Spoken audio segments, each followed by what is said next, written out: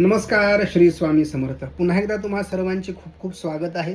आजच्या या व्हिडिओमध्ये आपण कुंभ राशींच्या लोकांसाठी हे 2026 वर्ष कशा प्रकारचं असणार आहे. तर कुंभ राशींच्या जातकांना खूप उत्सुकता आहे, कारण गेले 4-5 वर्ष जर आपण बघितलं तर कुंभ राशींच्या लोकांनी खूप काही बघितलेलं आहे, खूप त्रास भोगलेला आहे. प्रत्येक गोष्टीमध्ये अशी एकही गोष्ट नाही की ती सुखामध्ये गेलेली आहे.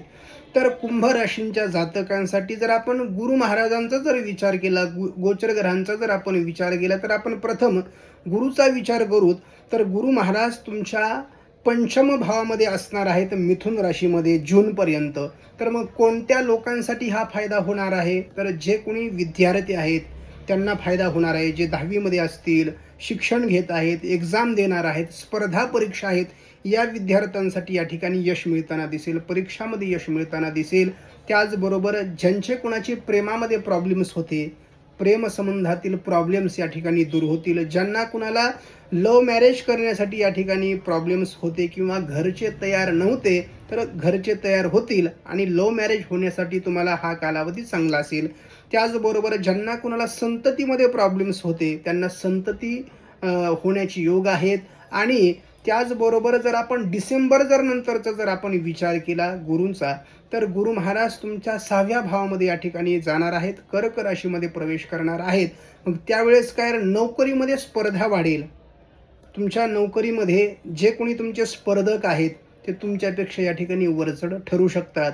आणि त्याचबरोबर तुम्ही सातत्य जर ठेवलं तर शत्रूवरती विजयसुद्धा निश्चित तुम्ही मिळवणार आहात.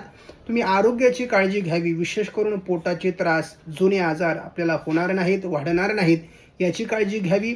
आणि कर्जाविषयक जर प्रश्न असतील, कर्ज असेल या ठिकाणी ते दूर होताना दिसेल. कर्जाचे बाबतीत जे काही त्रास होते ते दूर होताना तुम्हाला दिसतील. आपण जर शनी महाराजांचा जर आपण विचार केला तर शनी महाराज मीन राशीमध्ये असणार आहेत. आणि ही मीन राशी तुमच्या धन भावामध्ये या ठिकाणी 2ऱ्या भावामध्ये असणार आहे. तर आर्थिक स्थिती बऱ्यापैकी असेल असं आपण म्हणू शकतो. या वर्षामध्ये गेल्या 2-4 वर्षापेक्षा खूप चांगली परिस्थिती असणार आहे.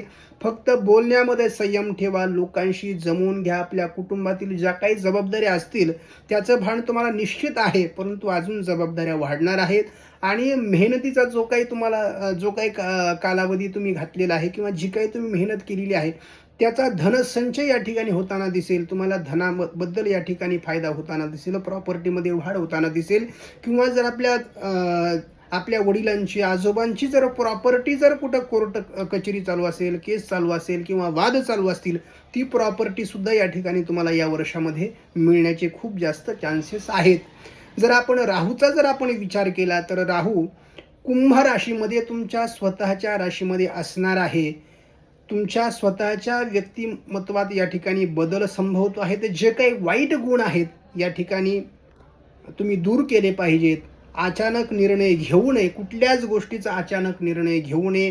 कुणीतरी आपल्याला काहीतरी दाखवतंय, कुणीतरी आपण काहीतरी मोठ्या गोष्टी सांगतंय, आपल्याला कुणीतरी फक्त स्वप्नावत गोष्टी दाखवतंय, त्यामुळे त्या गोष्टीमध्ये आपण वाहून जायचं नाही. आत्मविश्वास वाढलेला असणार आहे, परंतु गोंधळाची परिस्थिती सुद्धा असणार आहे. हे करू की ते करू म्हणून स्वप्नावत गोष्टीच्या मागे धावू नये. त्याचबरोबर आरोग्य आणि मानसिक ताणतणाव वाढेल, म्हणून या गोष्टीकडे तुम्ही लक्ष देणं गरजेचं आहे.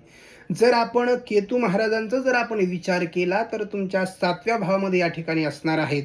आणि 7व्या भावामध्ये सिंह राशी असणार आहे. आणि तुमच्या 7व्या भावामध्ये सिंह राशी आहे. आणि तुम्हाला काय, वैवाहिक जीवनामध्ये या ठिकाणी तुम्हाला निश्चित स्वरूपामध्ये काळजी घ्यावी लागेल. आपल्या वैवाहिक जीवनात तुम्हाला दुरावा वाटेल. विवाह किंवा वैवाहिक जीवन, कुटुंब यापासून तुम्हाला लांब जावं लागेल. थोड्या गोष्टी भांडण झाले की नको नको वाटेल हे सर्व, परंतु वैराग्य येऊ देऊ नका, कारण तुमच्यावरती एक मोठी जिम्मेदारी आहे. भागीदारी जर व्यवसाय तुमचा जर असेल तर त्या गोष्टीमध्ये तुम्हाला काळजी घ्यावी लागेल. आपल्या जोडीदाराच्या आरोग्याची तुम्हाला काळजी घ्यावी लागेल. आणि आध्यात्मिक दृष्टिकोन सुद्धा तुमचा या काळामध्ये वाढताना तुम्हाला दिसेल. अशा प्रकारचा एकंदरीत हा वर्षभराचा काळ तुमच्यासाठी असेल. या वर्षभरामध्ये जेवढी काही तुम्ही गुरु महाराजांची सेवा कराल, दत्त गुरु असतील, स्वामी असतील किंवा जे कोणी गुरु असतील तुम्ही ज्यांना मानतात, अशा गुरूंची उपासना करा. म्हणजे हा जो काही कालावधी आहे तो अजून चांगल्या प्रकारचा तुम्हाला जाण्यास मदत होईल. धन्यवाद. श्री स्वामी समर्थ.